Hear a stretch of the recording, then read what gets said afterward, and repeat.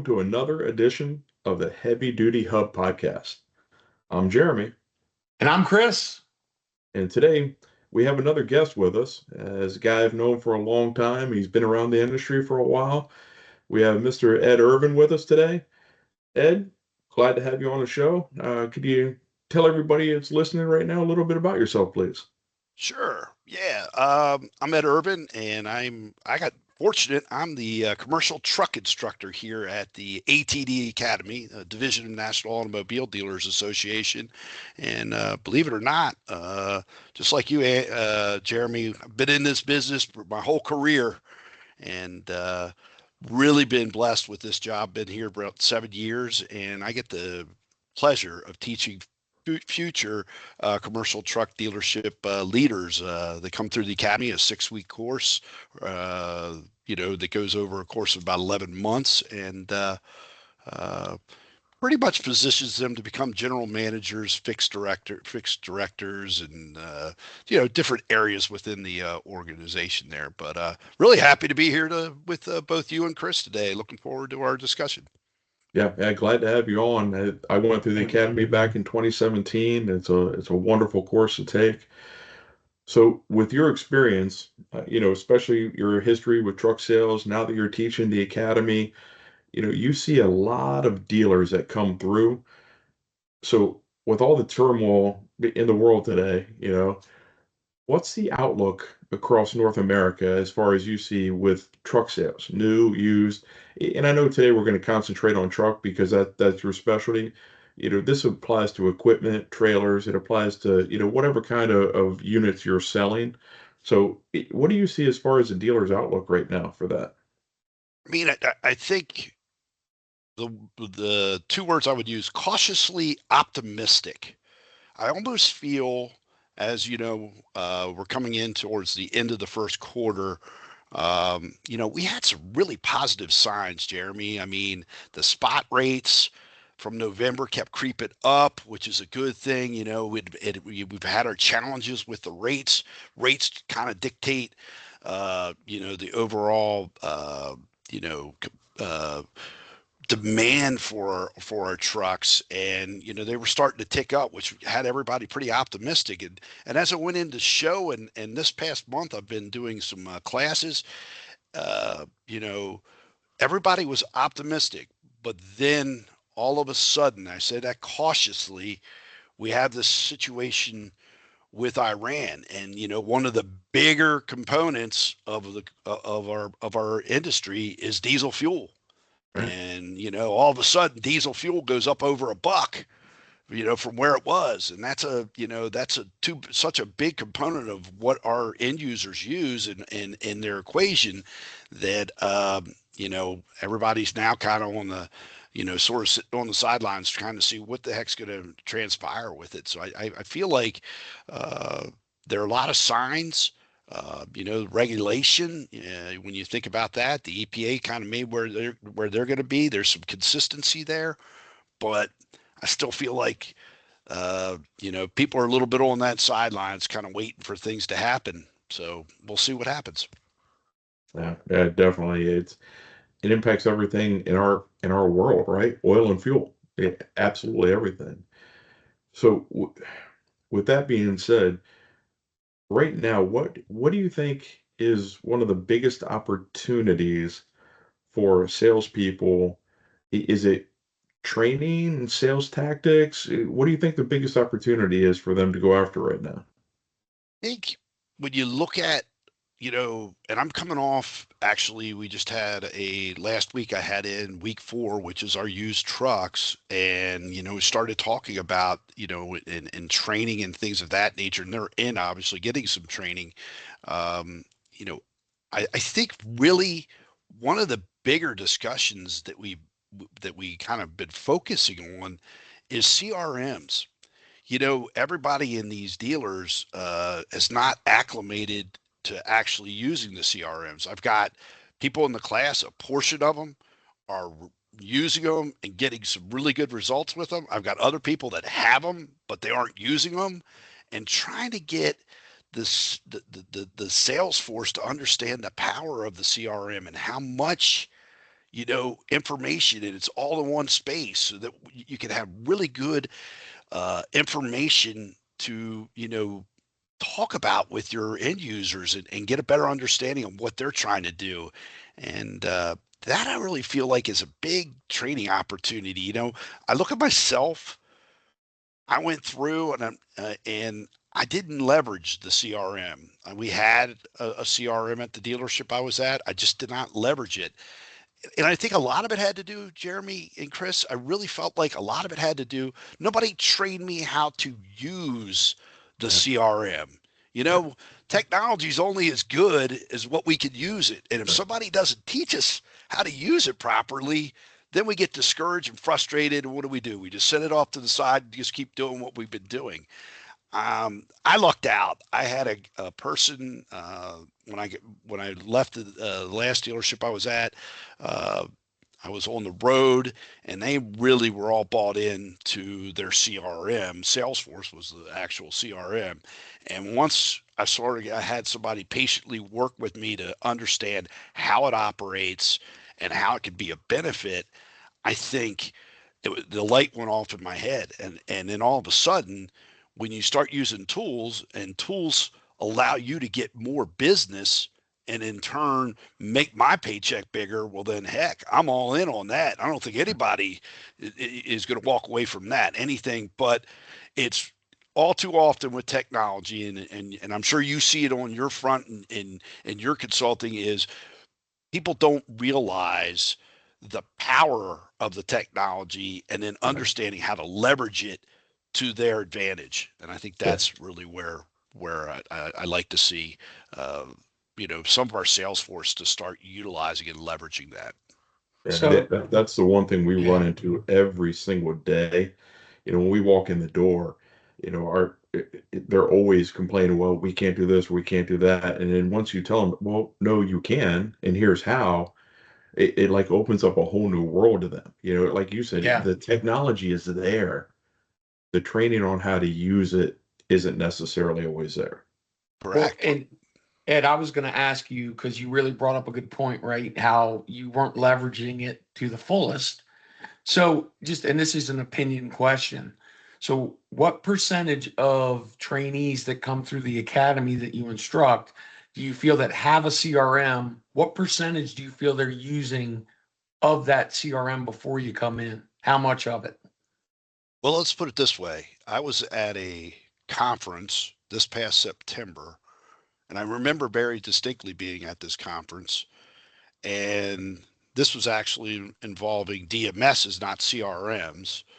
But at that conference, I remember very specifically looking at a slide or somebody's situation, or material, and they came back and said, "You're lucky if a dealership is using 25% of its capability." Yeah. Now that's on a DMS that totally operates our dealerships, and that's how they determine their profitability and all that kind of stuff. CRM, I'm not even thinking it's that.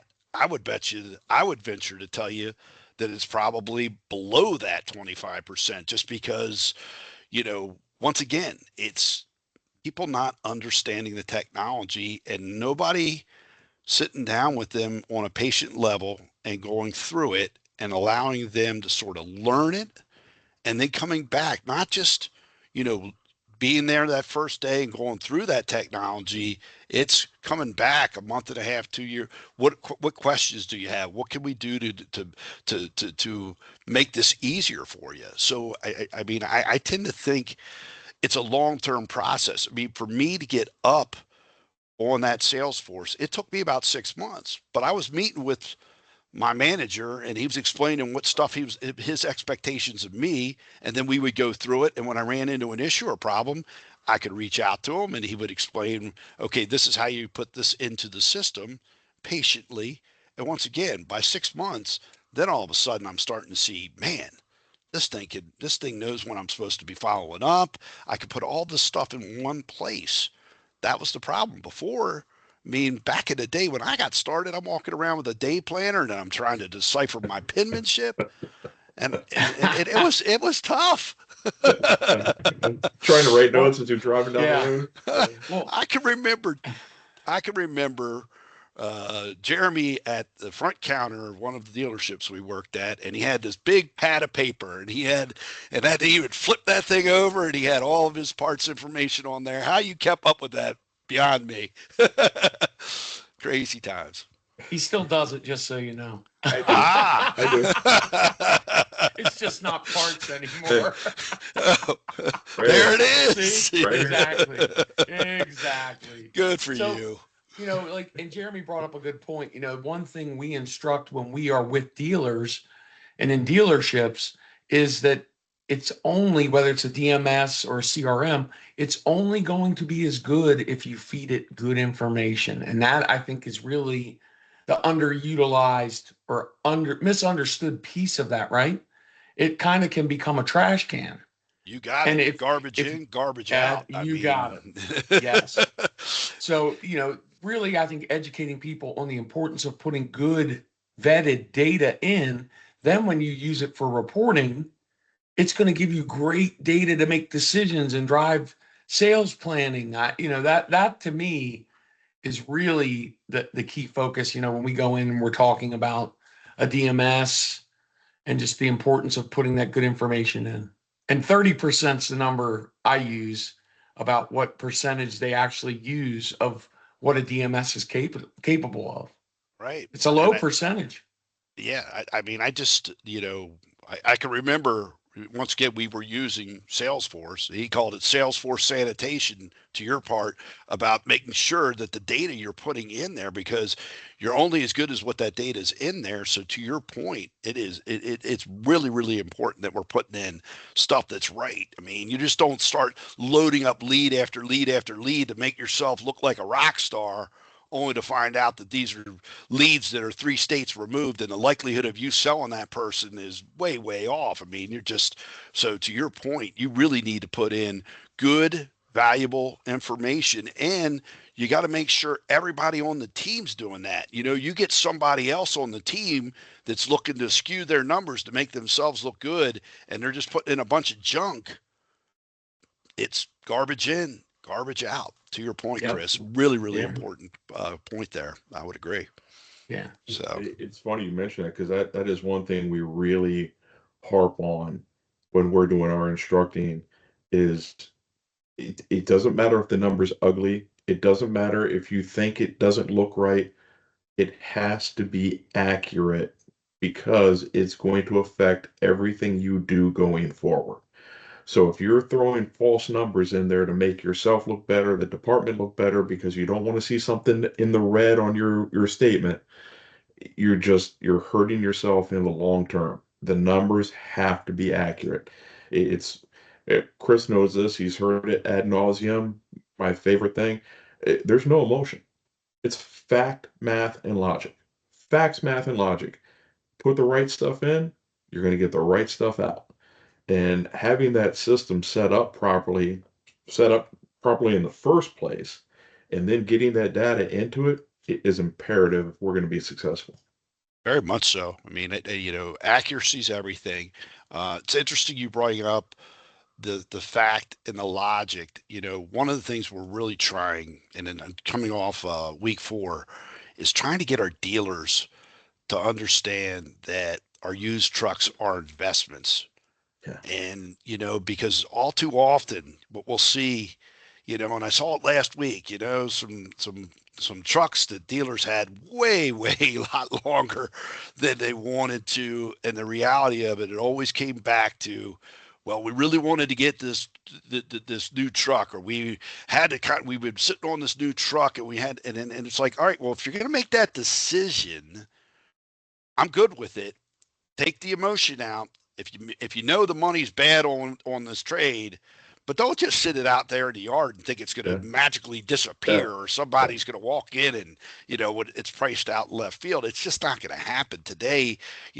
Our end users are using the all the information that's out there, so when they walk into your dealership, they know what that kind of material or what that product's going to run. And if you don't think they're doing that checking, I think you're setting yourself up for failure. And to your point, take the emotion out of it, because we get all too often. I mean, and I'm a salesman at heart, man, and I want to move that metal. And, is there some emotion involved? Sure, you got to have a little bit of an emotion in there. But when it comes to starting to figure out the trades and all that kind of stuff, we got to step back and really let the metrics tell us where we should be on this. Let the data tell us. Don't let your emotion get involved, Right. because when emotion gets involved, unfortunately, Chris and Jeremy, bad decision making will occur. Yeah, So, this is one I say, the two most dangerous phrases you can hear in a dealership, and this is across: I think, I feel. ooh, And then I'm instantly teleported back, and I can just sit there and I can walk into a dealership today, and I guarantee you within the first 10 minutes of being there, I hear it 25 times. And just when you hear it, oh Lord, because that's driving everything you do, and you're not trusting that data to make a good informed decision.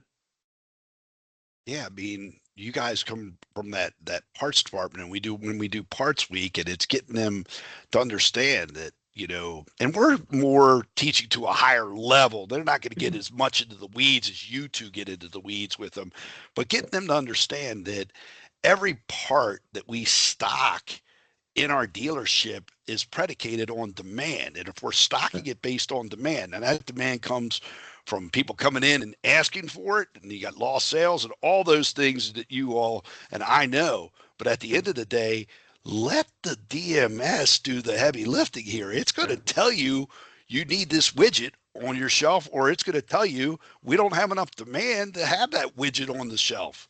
So, Yep. but And it's interesting you say that because everybody knows I'm a parts super freak. I do everything in the dealership, but parts is my specialty. sure, And it's amazing how many times the very first time you'll pop open the DMS, in DMS, the dealer management system, your computer system that you use.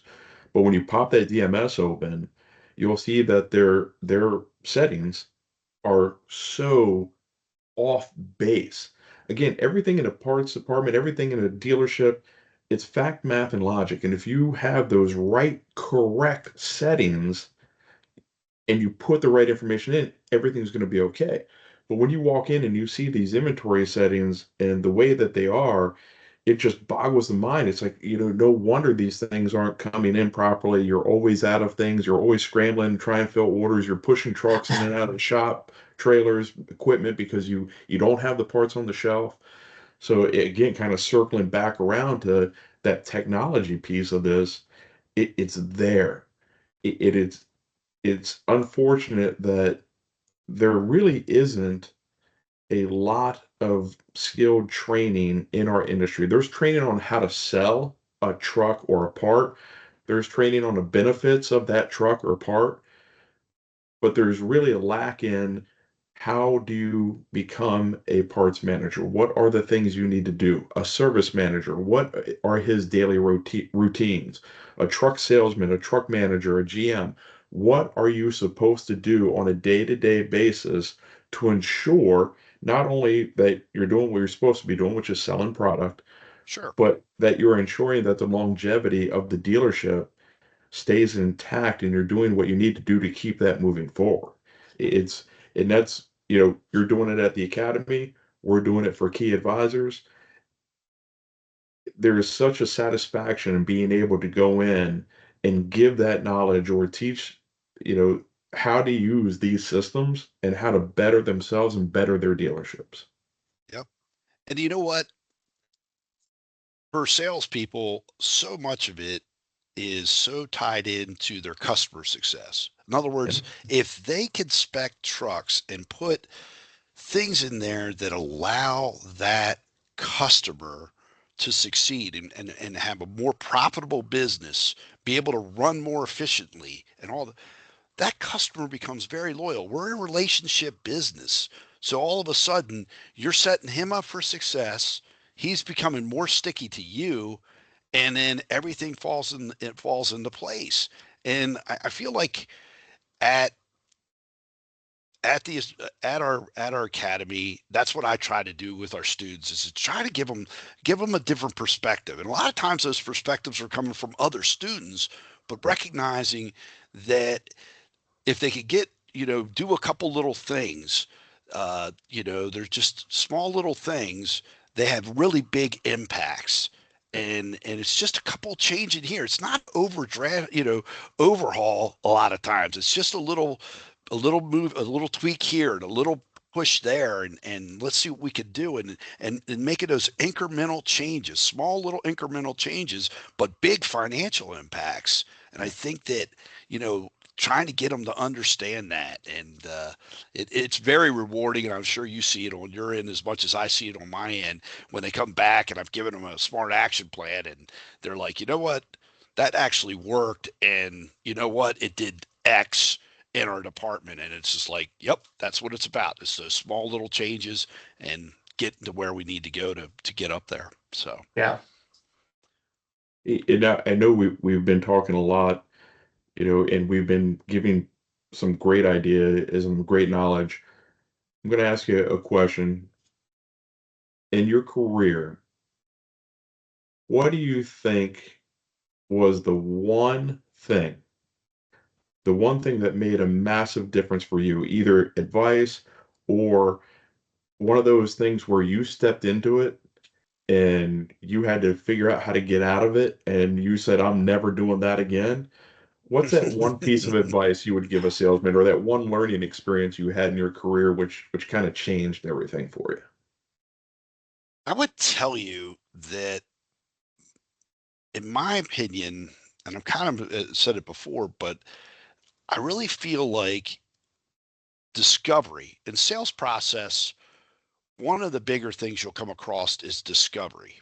And I feel like with discovery, the more ingrained I could get in my end user's business, the more ingrained I could understand their pain points, understand what they're trying to do. In the discovery process, the more I discovered, and I believe most deals are won and lost in discovery. In other words, that person can genuinely feel that Ed Ervin is really trying to understand my business and really trying to give me some solutions that will make my business more efficient, profitable, whatever it might be. I feel like discovery is where it's at. And I think all too often we're jumping to solutions before we're understanding the problems. And Jeremy, I tell you, I was in sales for 23 years.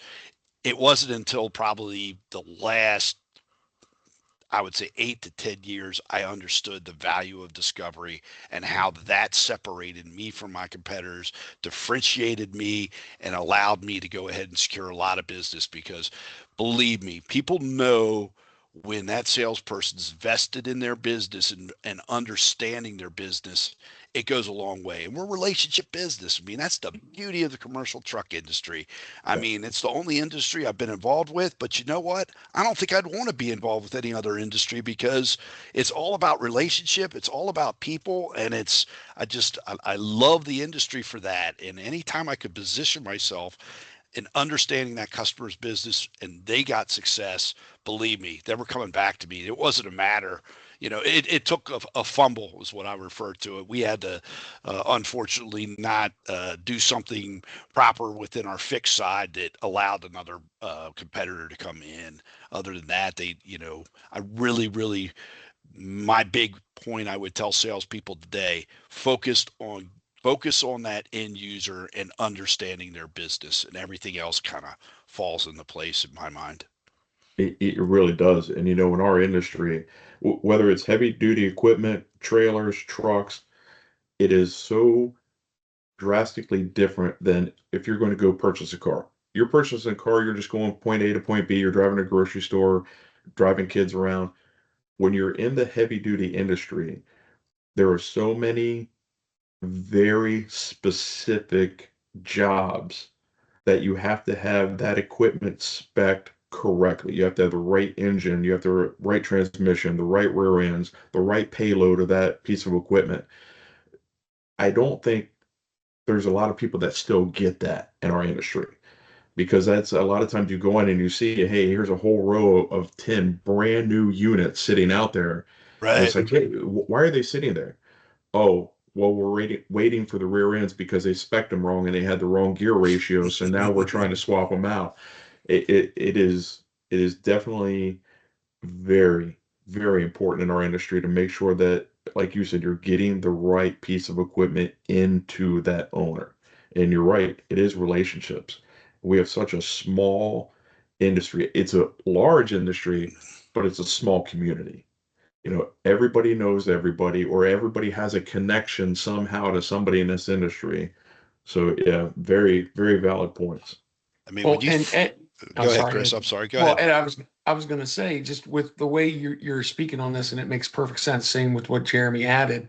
I also think you're seeing manufacturers now also trying to get more stock units that are like a Swiss Army knife, that kind of one size fits all. So having someone like yourself that was a great salesperson that really understood the importance of, no, we don't need the Swiss Army knife.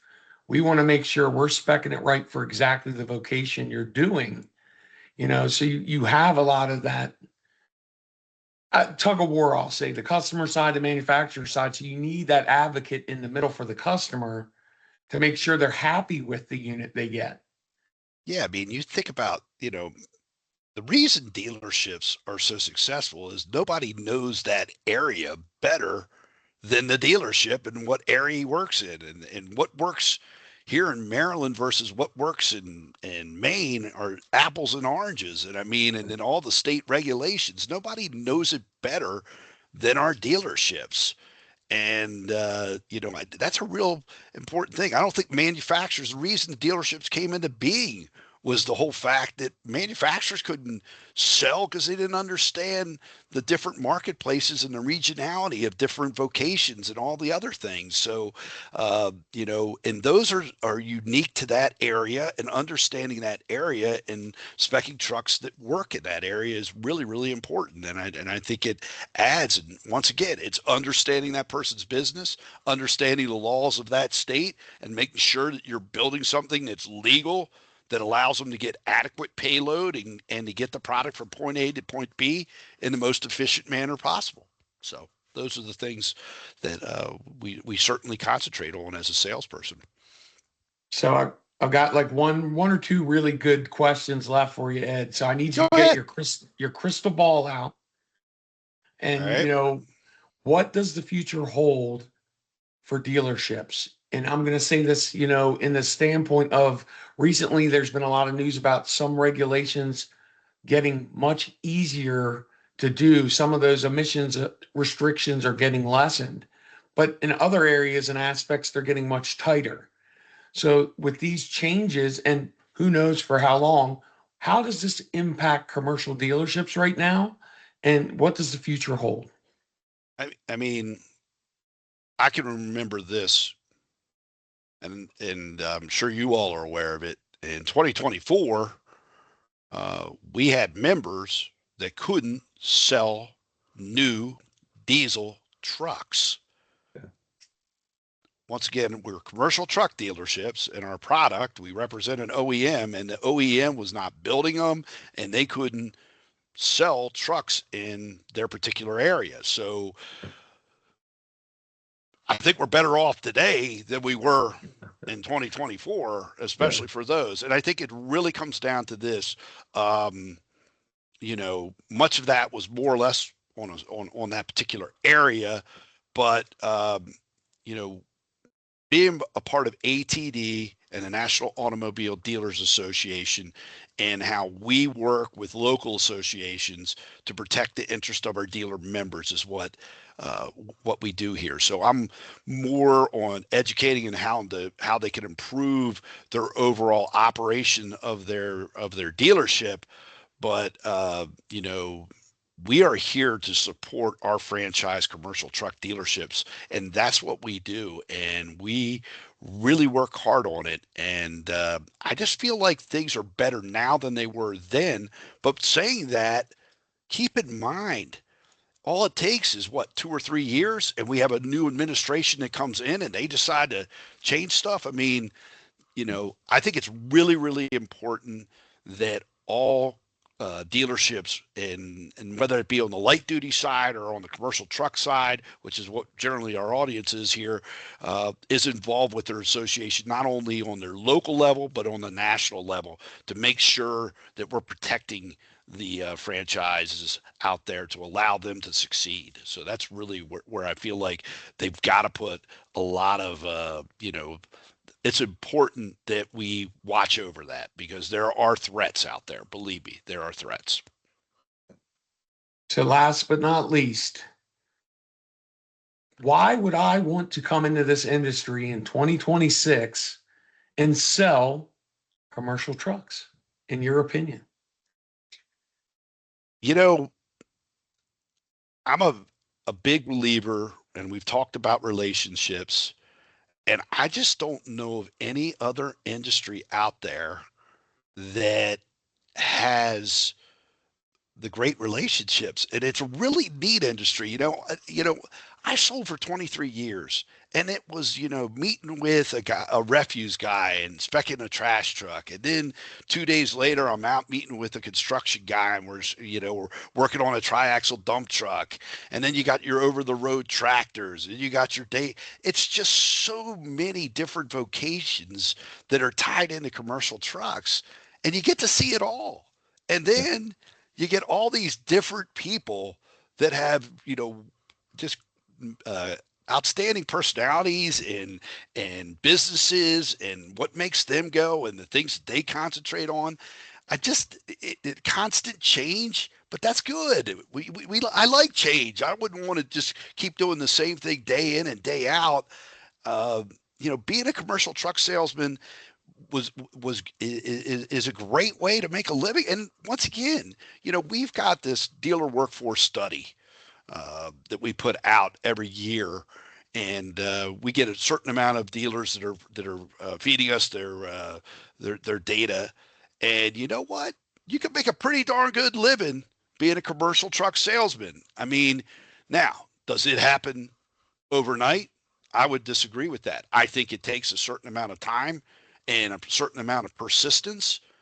But over the course of time, you get to see a lot of neat things, meet a lot of different people, and I'm happy I've been a part of this industry, and I'm just so blessed that I get to work for ATD in this position right now. And just like Jeremy said and yourself said, going into these dealerships, meeting with dealership personnel, and imparting some of the wisdom that I've gotten over the last 30 years to them, and sort of see that light go off in the head. I mean, that's pretty neat when you get to see that light bulb go off, and they get it. They go, you know what? You got a point there. I never thought about it from that angle.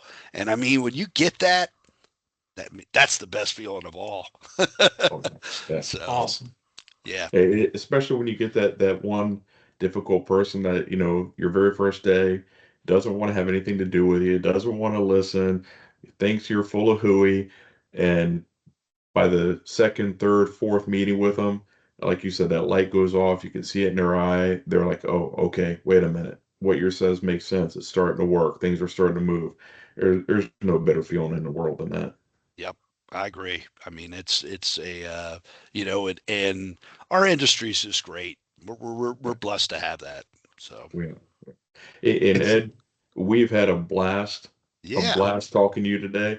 We'd like to ask that, you come back on with us again, because I'm sure there's a lot more questions, a lot more stuff that we can get in depth on that we need to pick your brain about. So we'd love to have you on again. And as usual, Chris will do our a send off and get you to like and subscribe and all the stuff he does. But really enjoyed our conversation today and looking forward to having it again. sounds great. I appreciate you guys having me on, and yeah, let me know. I love to talk about the industry, and I love to talk about trucks. Yeah. Oh, yeah. Yep. And as Jeremy already alluded to, everybody, please like and subscribe and share. This helps us reach other industry professionals like yourselves. And we really love our platform. And any questions, anything you would like us to discuss, don't hesitate to reach out.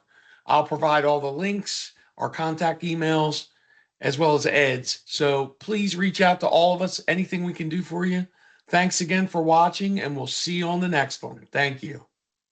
Thanks, everybody. Thank you.